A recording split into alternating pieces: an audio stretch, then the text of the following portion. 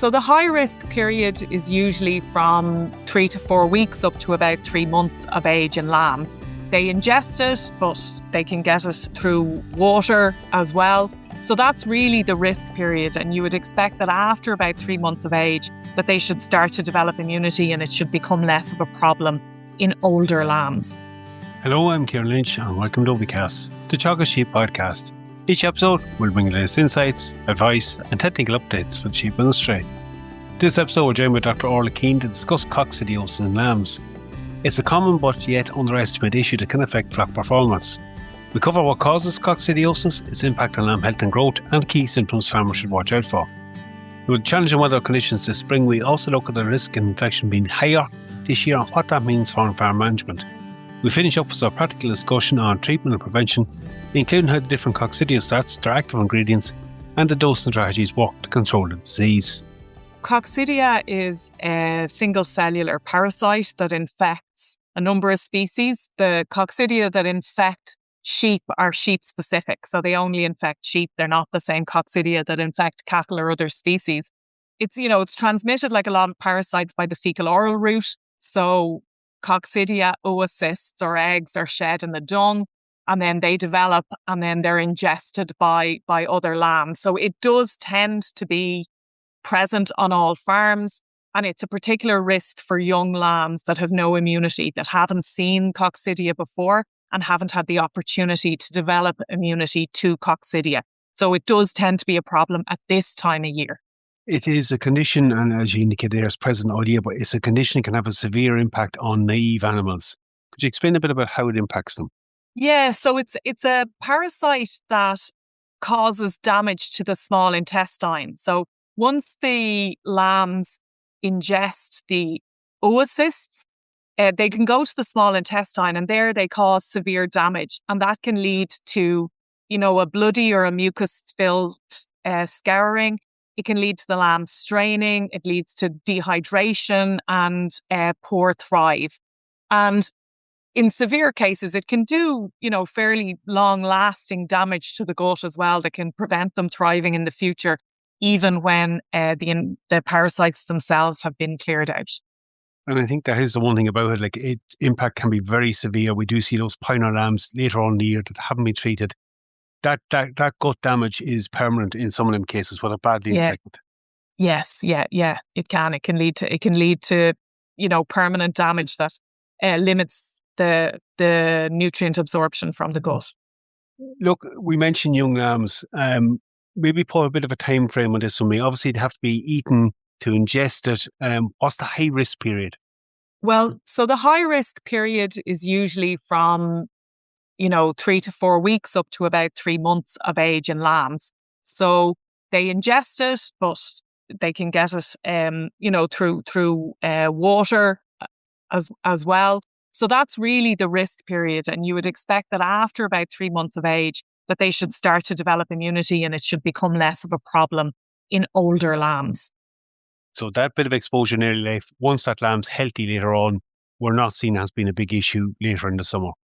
No, once lambs develop immunity, then they should maintain that immunity because they will have continual exposure, and it's usually a problem in the spring with young lambs. Yeah, in spring with young lambs, and not so much of a problem later on in the year. Given the fact that it can have such an immediate impact on them and a severe impact on them, in terms of treatment, most times Orla is metaphylactic treatment. Maybe just explain why that's important and the limitations potentially of fecal egg counts.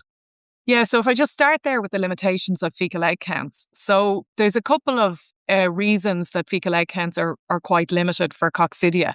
So the first one is that you can have the parasite present before you have the oocysts being shed. But a second major reason is that there's lots of different species of coccidia out there, and only a limited number of them cause disease. So if you just get an egg count, you don't know whether the eggs are from harmless coccidia or from coccidia that cause disease. So really, it's the age of the lamb, the time of year, the clinical signs, and then egg counts can feed into that, but they're not a particularly reliable indicator by themselves of disease for the reasons I outlined earlier. you're Yes, basing most of your treatment actions then are based on the initial symptoms and history on the farm. exactly. Yes. Yeah. And just, I suppose, to be aware that some of the symptoms can be similar to nematovirus as well. Okay, we might touch back on that one in a moment.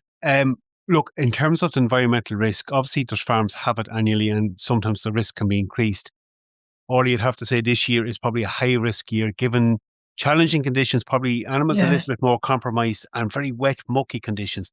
Surely Yes. that's an ideal environment for coccidia, surely. Absolutely. They love, they love that kind of moist climate. So what you find is that, they do tend to be transmitted in kind of muckier or dirtier areas.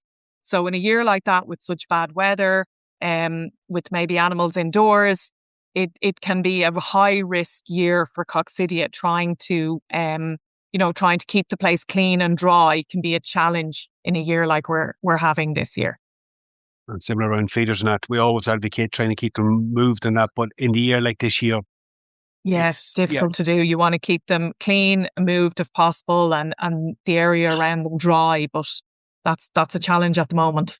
And I suppose similar, Orla, the other challenge there is younger groups will probably, of lambs, later born lambs, will probably end up in the same fields as the earlier born ones, just the year that's in it. Again, not ideal, but Yes, that's the reality we're working with. that's the reality. And of course, if the younger lambs, then if the lambs that have gone ahead of them have shed coccidia oocysts out, then the lambs coming behind them will be picking them up and at risk of disease. Okay. So when we talk about treatment of this, most times we're talking about an oral treatment of an antiemetic. There is the in-feed one, Orla, but probably that has limited application for most. Talk to me a little bit about that first. I suppose the first thing we need to clarify here is prescription based. Maybe you'll explain that to us and a little bit about the difference in the active ingredients present in some of those coccidiostats. Yes. So as people are probably aware at this stage that at the end of last year, veterinary antiparasitic products went on to veterinary prescription. So in order to procure these products now, you need a prescription from a vet in order to access them. So it's really, really important that, you consult your vet about your parasite control, not just for coccidia, but for all of the parasites out there, and, have a parasite control plan in place. In terms of specifically controlling for coccidia, there are two, I suppose, active ingredients that are oral anti-coccidious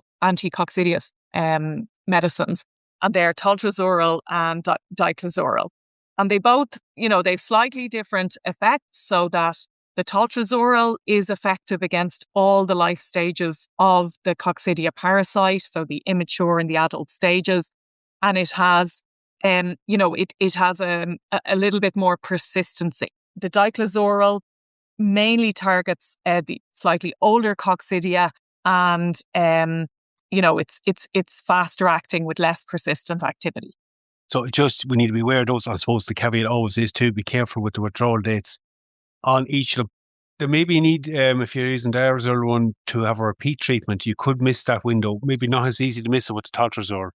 Well, because of the persistent effect, I suppose, yeah, it maybe gives you a little bit more flexibility in that. But yes, if you do miss the window, if you go in too early, for example, and the animals haven't seen the coccidia yet, so that means that because there's no persistent activity, when they do get exposed, they will be highly susceptible. So yeah, you might end up having to treat twice. I know, look, it's probably something I'm going to follow up in a podcast in the next coming weeks when the nematovirus forecast is out, but it is potential to maybe confuse it or have both conditions at the one time. Possibly slightly early for later born lambs for nematovirus to be effective known, but it's Yes. something also to be on the radar. Yeah, so it can, it can have similar symptoms in terms of failure to thrive and scour. It may hit a little bit earlier, and the nematovirus forecast, we haven't yet a prediction for when the peak egg hatching for nematovirus is expected to be this year. But given all that, Orla, like for lambs that have been born kind of mid to late February, even early March on, certainly the year that's in it, if coccidia is an issue on the farm, is something that really needs to be on the radar. Yeah, absolutely. Yeah. It's an important one this year. Orla, great having you on. Really appreciate that update. Thanks, Kieran. That's it for me. I'm Kieran Lynch. Thanks for joining us. Don't forget to subscribe and follow us wherever you get your podcasts.